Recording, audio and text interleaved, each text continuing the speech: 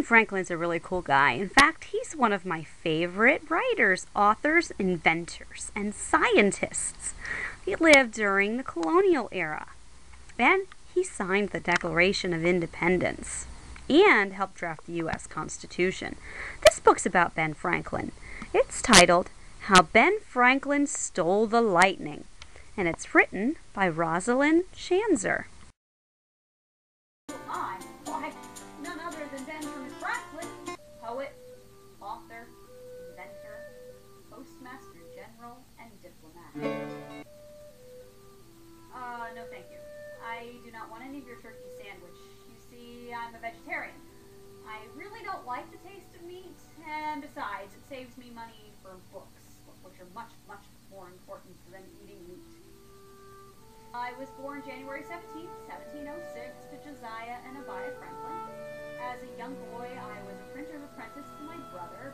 I really didn't like that job. I preferred poetry, writing, and reading. Sometimes in books, authors include a dedication, the person that they're dedicating the book to. But in this case, the author simply decided to include a quote from Benjamin Franklin. And it says, "We are, I think, in the right road of improvement, for we are making experiments." Benjamin Franklin did a lot of experimenting, and some of his experiments involved lightning, which is why the author chose to include this little lightning bolt here in Ben Franklin's hand. Franklin really did steal lightning right out of the sky, and then he set out to tame the beast. It goes to figure, though, because he was a man who could do just about anything. Why, Ben Franklin could swim faster, argue better, and write funnier stories than practically anyone in colonial America. He was a musician, a printer, a cartoonist, and a world traveler. What's more, he was a newspaper owner, a shoe keeper, a soldier, and a politician. He even helped to write the Declaration of Independence and the Constitution of the United States. Ben was always coming up with newfangled ways to help folks out, too. He was the guy who started the first lending library in America. His post office was the first to deliver mail straight to people's houses. He also wrote almanacs that gave hilarious advice about life and told people when to plant crops, whether there might be an eclipse, and when the tides would be high or low. And he started a hospital, a free academy, and a fire department. In colonial days, fire could break out at any time, and it was lightning that caused some of the worst fires. Many people believed that being struck by lightning was punishment from God. Whenever thunderstorms were brewing, they would ring the church bells for all they were worth, but it didn't do anybody a lick of good.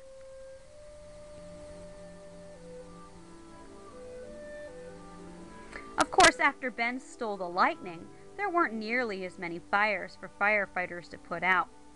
Now, why was that, I hear you ask? And how did he steal any lightning in the first place? Well, it's a long story, but before we get the answer, here's a hint. One of the things Benjamin Franklin liked to do best was to make inventions. Why, Ben was a born inventor. He loved to swim fast, but he wanted to go even faster. So one day when he was a mere lad of 11, he got some wood and invented swim paddles for his hands and feet. Ben could go faster all right, but the wood was pretty heavy, and his wrists would get plumb worn out. That's why his second invention was a better way to go faster. He lay on his back, held onto a kite string, and let his kite pull him lickety-split across a pond. You might want to remember later on that Ben always did like kites.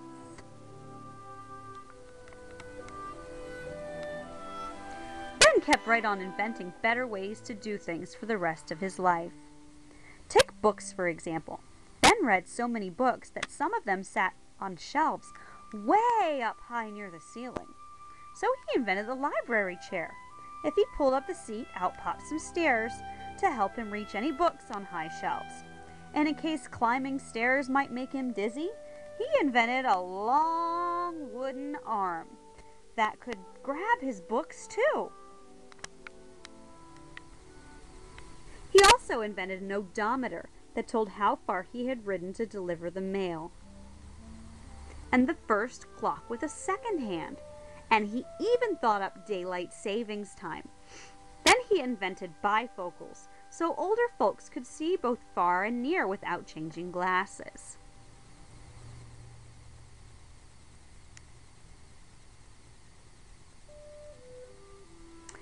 With these bifocals, I can see what I'm eating and still talk to the people on the other side of the table.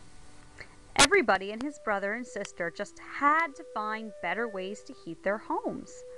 So Ben came up with a Franklin stove that could warm up cold rooms faster and use a lot less wood than old-fashioned stoves and fireplaces. The Franklin stove, you ask? Well, it's right here. It's different from other stoves of my era because it has a lever in the back which you close, and it keeps the cold air from coming into the house and allows the stove to more efficiently heat the room, which is a big improvement if I do say so myself. Oh, dirty thing. But it was a great musician. People all over Europe and America loved his glass harmonica.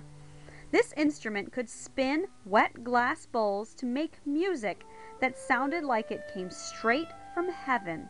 Mozart and Beethoven wrote music for it, and it was even played at a royal Italian wedding. But as popular as warm stoves and glass harmonicas were, they aren't anywhere near as celebrated as the invention Ben made when he stole the lightning. Another hint about Ben's most famous invention is that it helped make life easier for everyone. His scientific ideas were helpful too, and were often way ahead of their time. For example, he had a lot of ideas about health. He said that exercise and weightlifting would keep people fit, but they have to work hard enough to sweat if they want to do any good. He wrote that breathing fresh air, drinking lots of water, and an apple a day that keeps the doctor away is very good for you. And before people ever heard of vitamin C, he wrote that oranges, limes, and grapefruit give people healthy gums and skin. Sailors soon got wind of his idea. They began eating so many limes to stop getting sick from scurvy at sea that they became known as limeys.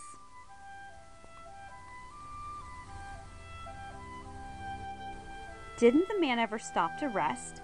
Even when he was outside, Ben kept right on experimenting. For instance, he often sailed to England and France to do business for America. As he crossed the Atlantic Ocean, he charted the Gulf Stream by taking its temperature. Once sailors knew the route of this fast, warm river in the cold ocean, they could travel between America and Europe in a shorter time than ever before.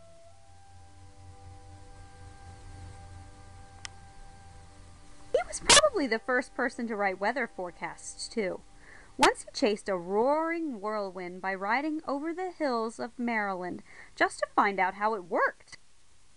Ben really liked science. He had an old scientific trick that he liked to show people every chance he got. He used to store oil inside a bamboo walking stick, and whenever he poured a few drops of oil into the angry waves of a lake or pond, they became smooth as glass. Meanwhile, over in Europe, people called electricians had started doing some tricks of their own. One trick was to raise a boy up near the ceiling with a bunch of silk cords, rub his feet with a glass electric tube, and make sparks shoot out of his hands and face. Another mean trick made the King of France laugh so hard he could hardly stop. His court electrician had run an electrical charge through 180 soldiers of the guard, and they jerked to attention faster than they had ever done in their entire lives.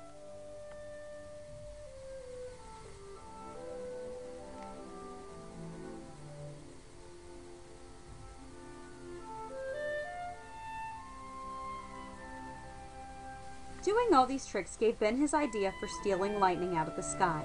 You see, Ben did not agree that being struck by lightning was a punishment for evil deeds. He believed that lightning was nothing more or less than pure electricity. Now he set out to prove it. First he made a silk kite with a wire on top to attract the lightning. Next he added a kite string tied to a key at the bottom and a silk ribbon below the key. Ben and his son William stood out of the rain inside the doorway of a shed on the side of a field. That was to keep from being shocked. Ben held onto the dry silk ribbon and flew his kite straight up toward a big rain cloud. For the longest time, nothing happened.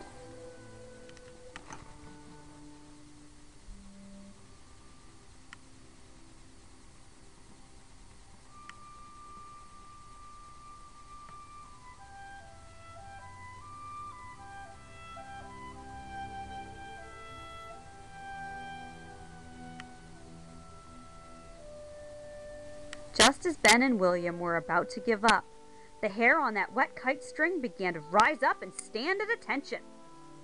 Ben put his knuckle near the key, and yikes! Out jumped a bright spark of genuine electricity. Real lightning had traveled all the way down that kite string. Ben had stolen electric fire right out of the heavens and proved that he was right. Of course, now we know that if the storm had been any stronger, the great inventor would have been toast.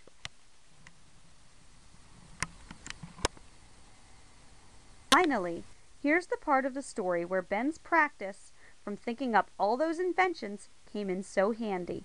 Way back then, you remember, lightning was always setting fire to ships, houses, and church spires. Even the best fire departments couldn't keep entire towns from going up in smoke. So Ben decided to make his most famous invention of all, the lightning rod.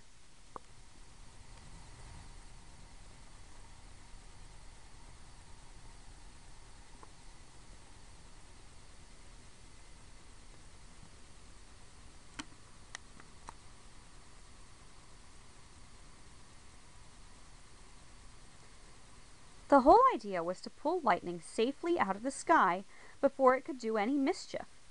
Ben showed people how to put a pointed iron rod on the tippy top of a roof or a ship's mast and connect it to a wire leading all the way down the ground or into the water.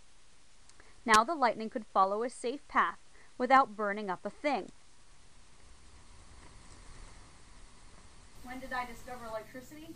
Well, that was 1751. I took this little kite and I attached a key to it and I sent it up into the lightning storm. And the lightning struck the key and voila!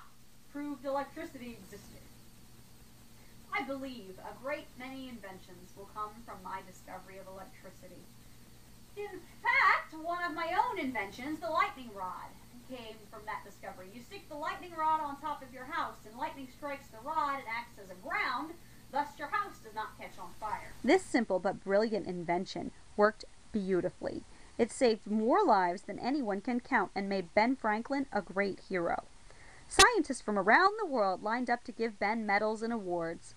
But during his long life, he became much more than a master of lightning. Why, when America fought against Great Britain for the right to become a free nation, Ben convinced France to come help win the war. And when it was over, he convinced Great Britain to sign the peace. He had helped in so many ways that people of France honored him with a beautiful medallion. It says, "He snatched the lightning from heaven and the scepter from the tyrants." And he did.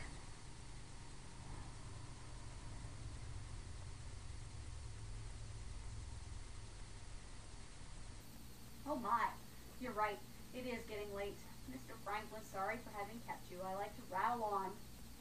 You have a nice, safe journey back to the future. Remember, you can find me and many other great men and women right here in your history book.